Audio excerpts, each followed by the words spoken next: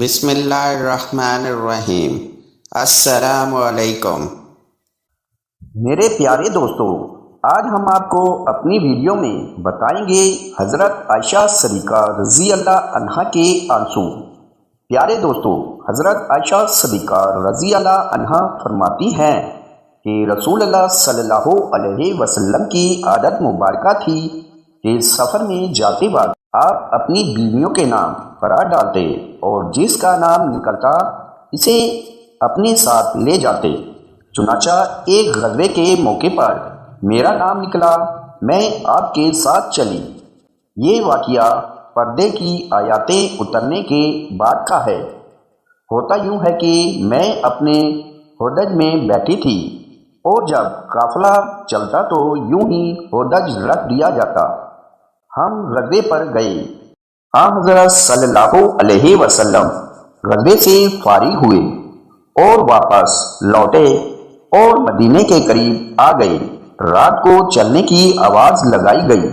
میں قضا حاجت کے لیے نکلی اور لشکر کے پڑاؤ سے دور جا کر میں نے قضا حاجت کی، پھر واپس لوٹی۔ لشکر گاہ کے قریب آ کر میں نے اپنے گلے کو ٹٹولا تو ہار نہ پایا۔ میں واپس اس ہار ڈھونڈنے کے لیے چلی گئی اور تلاش کرتی رہی۔ یہاں یہ ہوا کہ لشکر نے کوچ کر دیا۔ جو لوگ میرا ہودج اٹھاتے تھے انہوں نے یہ سمجھ کر کہ میں حزب عادت اندر ہوں، ہودج اٹھا کر اوپر رکھ دیا اور چل پڑے۔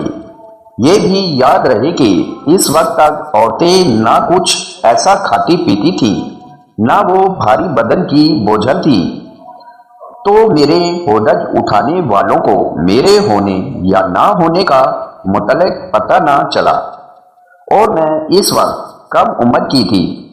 بہت دیر کے بعد مجھے میرا ہاتھ مل گیا۔ جب میں وہاں پہنچی تو کسی آدمی کا نام و نشان بھی نہ تھا، نہ کوئی پکارنے والا، نہ جواب دینے والا۔ میں اپنے نشان کے مطابق وہیں پہنچی جہاں ہمارا اونٹ بٹھایا گیا تھا اور وہیں انتظار میں بیٹھ گئی کہ جب آپ صلی اللہ علیہ وسلم میرے نہ ہونے کی خبر پائیں گے تو مجھے تلاش کرنے کے لیے یہیں آئیں گے۔ مجھے بیٹھے بیٹھے نیند آ گئی۔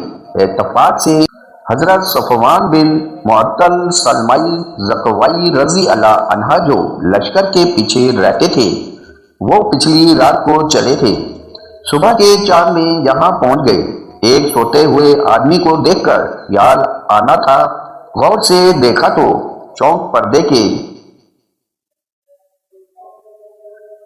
چونک کے پردے کے حکم سے پہلے مجھے وہ دیکھتے ہی پہچان گئے اور با آواز بلند ان کی زبان سے نکلا، ان اللہ و ان اللہ راجعون۔ ان کی آواز سنتے اپنا منہ ڈھانپ کر سنبھل بیٹھی۔ انہوں نے جھٹ سے اپنے اونٹ کو بٹھایا اور ان کی ٹانگ پر اپنا پاؤں رکھا۔ میں اٹھی اور اونٹ پر سوار ہو گئی۔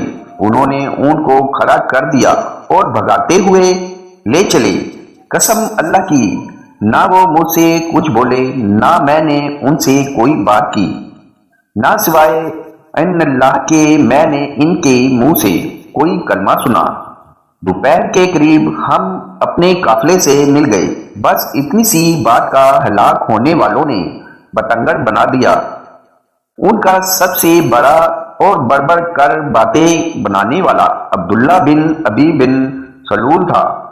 مدینے آتے ہی میں بیمار پڑ گئی اور مہینے بھر تک بیماری میں گھر میں رہی۔ نہ میں نے کچھ سنا نہ کسی نے مجھ سے کہا۔ جو کچھ گل غبارہ لوگوں میں رہا تھا میں اس سے بے خبر تھی۔ البتہ میرے دل میں یہ خیال بسا اوقات گزرتا تھا کہ رسول اللہ صلی اللہ علیہ وسلم کی مہر و محبت میں کمی کی وجہ کیا ہے۔ بیماری میں عام طور پر جب شفقت رسول صلی اللہ علیہ وسلم کو میرے ساتھ ہوتی تھی اس بیماری میں بات نہ کر پاتی تھی، اسی لیے مجھے رنج تو بہت تھا مگر کوئی وجہ معلوم نہ تھی۔ حضرت صلی اللہ علیہ وسلم تشریف لاتے، سلام کرتے اور دریافت فرماتے، طبیعت کیسی ہے؟ اور کوئی بات نہ کرتے، اس سے مجھے بڑا صدمہ ہوتا، مگر بہتان بازوں کی تہمت سے میں بالکل غافل تھی۔ اب سنیے، اس وقت تک گھروں میں لیٹرین کا انتظام نہ تھا، اور عرب کی قدیم عادت کے مطابق ہم لوگ میدان میں قضائے حاجت کے لیے جایا کرتے تھے۔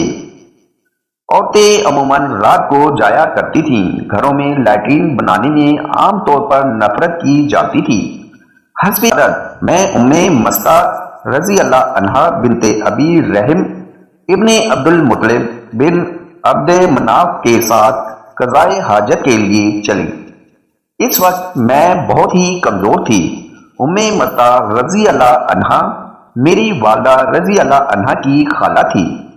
ان کی والدہ سخر بن عامر کی لڑکی تھی۔ ان کے لڑکے کا نام مستہ رضی اللہ عنہا بن اساسہ بن عباد بن عبد المطلب تھا۔ جب ہم واپس آنے لگے تو حضرت مستہ رضی اللہ عنہا کا پاؤں چادر کے دامن میں الجھا اور بے ساختہ ان کے منہ سے نکل گیا کہ آئیس مستہ غارت ہو۔ مجھے برا لگا اور میں نے کہا، تم نے بہت برا کلمہ بولا، توبہ کرو، تم گالی دیتی ہو جس نے جنگ بدر میں شرکت کی۔ اس وقت مستہ رضی اللہ عنہا نے کہا، بھولی بی بی، آپ کو کیا معلوم؟ میں نے کہا، کیا بات ہے؟ انہوں نے فرمایا، وہ بھی ان لوگوں میں ہے جو آپ کو بدنام کرتے پھرتے ہیں۔ مجھے سخت حیرت ہوئی، میں ان کے سر ہو گئی کہ کم از کم مجھے سارا واقعہ تو کہو۔ اب انہوں نے بہتان باز لوگوں کے تمام کارستانیاں مجھے سنائی۔ میرے ہاتھوں کے طوطے اڑ گئے، رنج و غم کا پہاڑ مجھ پر ٹوٹ پڑا۔ مارے صدمے کے میں تو اور بیمار ہو گئی۔ بیمار تو پہلے سے تھی، اس خبر نے تو مجھے نڈال کر دیا۔ جوں توں کر کے گھر پہنچی، اب صرف یہ خیال تھا کہ میں اپنے میکے جا کر اور اچھی طرح معلوم تو کر لوں کہ کیا واقعی میری نسبت ایسی افواہ پھیلائی گئی ہے اور کیا کیا مشہور کیا جا رہا ہے۔ اتنے میں رسول اللہ صلی اللہ علیہ وسلم میرے پاس تشریف لائے اور سلام کیا اور دریافت فرمایا، کیا حال ہے؟ میں نے کہا، اگر آپ اجازت دیں تو میں اپنے والد کے ہاں ہو آؤں۔ آپ نے اجازت دے دی۔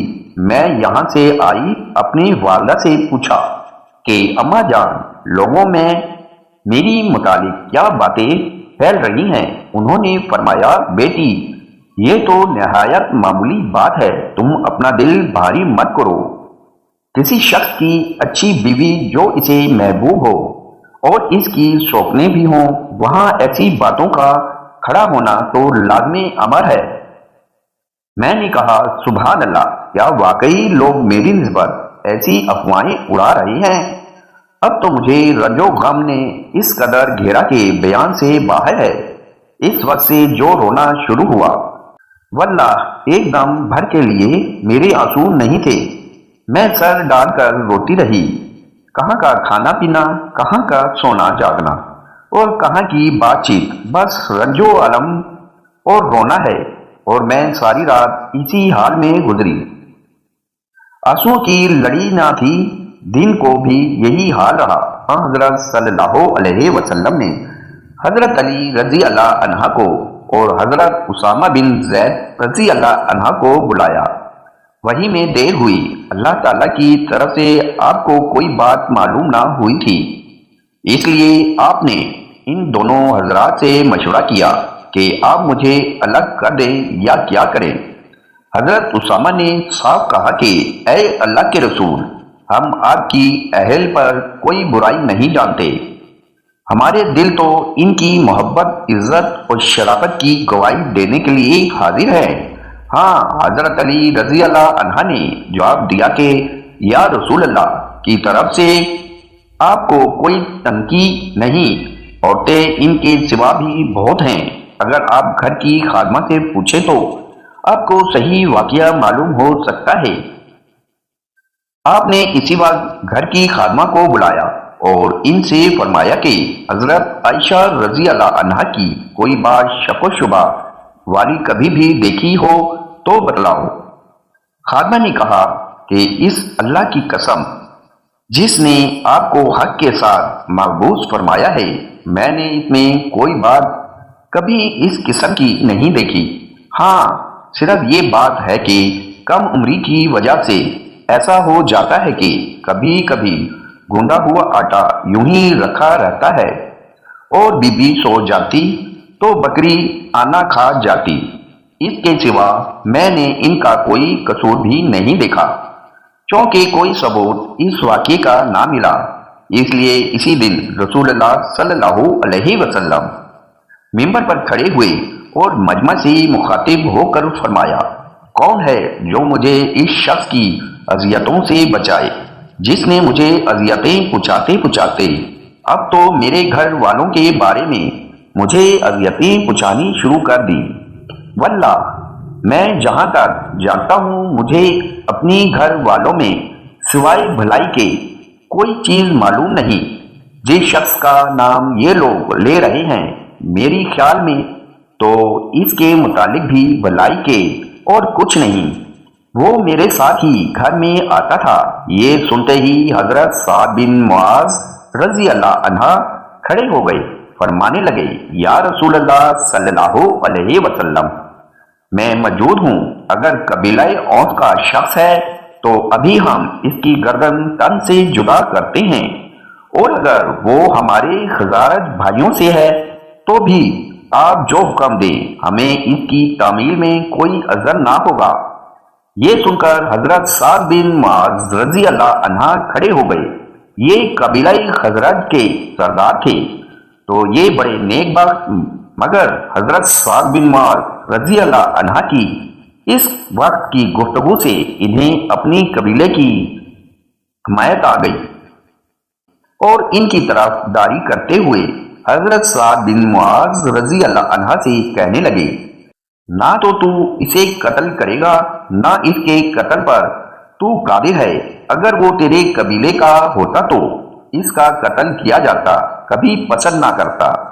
یہ سن کر سید بن جعفر رضی اللہ عنہ کھڑے ہو گئے۔ یہ حضرت سعد بن معاذ رضی اللہ عنہ کے بھتیجے تھے۔ کہنے لگے، سعد بن عبادہ رضی اللہ عنہ، تم جھوٹ کہتے ہو، ہم اسے ضرور مار ڈالیں گے۔ آپ منافق ہیں کہ منافقوں کی طرف داری کر رہے ہیں۔ اب ان کی طرف سے ان کا قبیلہ اور ان کی طرف سے ان کا قبیلہ ایک دوسرے کے مقابلے پر آ گئے، اور قریب تھا کہ اوس و خزرج یہ دونوں قبیلے آپس میں لڑ پڑے۔ حضور صلی اللہ علیہ وسلم نے ممبر پر انہیں سمجھانا اور چپ کرانا شروع کیا، یہاں تک کہ دونوں طرف خاموشی ہو گئی۔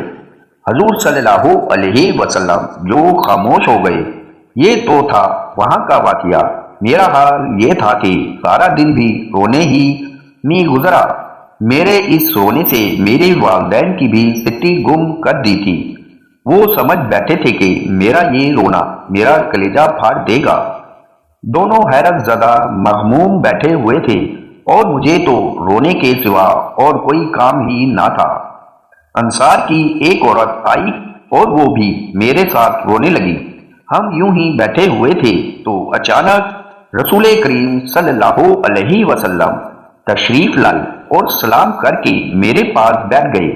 بسم اللہ کی جب سے یہ بہتان بازی شروع ہوئی تھی، آج تک رسول اللہ صلی اللہ علیہ وسلم میرے پاس کبھی نہیں بیٹھے تھے۔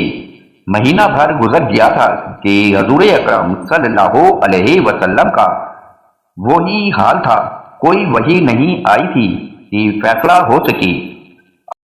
آپ نے بیٹھتے ہی اول تو تشہد پڑھا اور پھر اما بعد پڑھ کر فرمایا کہ اے عائشہ، تیری نسبت مجھے یہ خبر پہنچی ہے، اگر تو واقعی پاک دامن ہے تو اللہ تعالیٰ سے استغفار کر اور توبہ کر۔ بندہ جب گناہ کر کے اپنے اقرار گناہ کے ساتھ اللہ کی طرف جھکتا ہے اور اس سے معافی طلب کرتا ہے تو اللہ تعالیٰ اسے بخش دیتا ہے۔ آپ اتنا فرما کر خاموش ہو گئے۔ یہ سنتے ہی میرا رونا دھونا سب جاتا رہا۔ آنسو تھم گئے، یہاں تک کہ آنسو کا ایک قطرہ بھی نہ تھا۔ میں نے اول تو اپنی والد سے درخواست کی تھی کہ میری طرف سے رسول کریم صلی اللہ علیہ وسلم کو آپ ہی جواب دیں، لیکن انہوں نے کہا اللہ میرے سمجھ میں نہیں آتا کہ میں حضور اکرم صلی اللہ علیہ وسلم کو کیا جواب دوں۔ اب میں نے اپنی والدہ کی طرف دیکھا اور کہا کہ آپ رسول اللہ صلی اللہ علیہ وسلم کو جواب دیں، لیکن انہوں نے بھی یہی کہا کہ میں نہیں سمجھ سکتی کہ میں کیا جواب دوں۔ آخر میں نے خود ہی جواب دینا شروع کیا۔ میری عمر کچھ ایسی بڑی تو نہ تھی اور نہ مجھے زیادہ قرآن حفظ تھا۔ میں نے کہا اب سب نے ایک بات سنی اور اسے اپنے دل میں بٹھا لیا، گویا سچ سمجھ لیا، اور اب اگر میں کہوں گی کہ میں اس سے بالکل بری ہوں اور اللہ خوب جانتا ہے کہ واقعی میں اس سے بالکل بری ہوں، لیکن تم لوگ نہیں مانو گے۔ ہاں اگر میں کسی امر کا اقرار کر لوں، حالانکہ اللہ تعالیٰ کو خوب علم ہے کہ میں بالکل بے گناہ ہوں، تو تم ابھی مان لو گے۔ میری اور تمہاری مثال تو بالکل حضرت ابو یوسف کا یہ قول ہے، بس صبری اچھا ہے جس میں شکایت کا نام ہی نہ ہو، اور تم جو باتیں بناتے ہو ان میں اللہ تعالیٰ ہی میری مدد کرے۔ اتنا کہہ کر میں نے کروٹ پھیر لی اور اپنے بستر پر لیٹ گئی۔ واللہ مجھے یقین تھا کہ چونکہ میری گمان میں بھی نہ تھا کہ میرے بارے میں قرآن کی آیاتیں نازل ہوں گی۔ میں نے اپنے آپ کو اس سے بہتر کمتر جانتی تھی کہ میرے بارے میں کلام اللہ کی آیاتیں اتری۔ ہاں مجھے زیادہ سے زیادہ یہ خیال ہوتا تھا کہ ممکن ہے کہ خواب میں اللہ تعالیٰ حضور صلی اللہ علیہ وسلم کو میری برات دکھا دے۔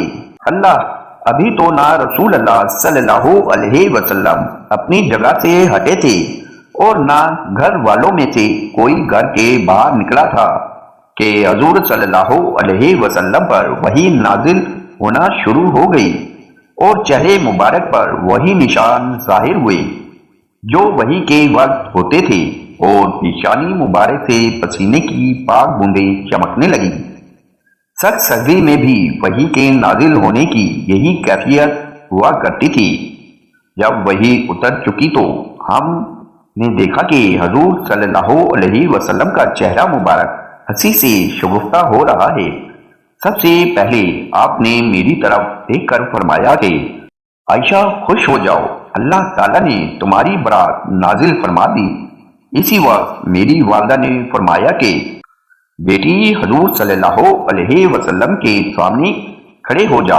میں نے جواب دیا کہ واللہ نہ تو میں آپ کے سامنے کھڑی ہوں اور نہ سوائے اللہ تعالیٰ کے کسی اور کی تعریف کروں۔ اس نے میری برات اور پاکیزگی نازل فرمائی ہے، اس لیے میں تو اسی کی تعریف کروں گی اور اسی کا شکریہ ادا کروں گی۔ ناظرین، نبی کریم صلی اللہ علیہ وسلم کو حضرت عائشہ رضی اللہ عنہا سے اتنی محبت تھی کہ اتنا بڑا بہتان لگنے کے باوجود ان کو طلاق نہیں دی۔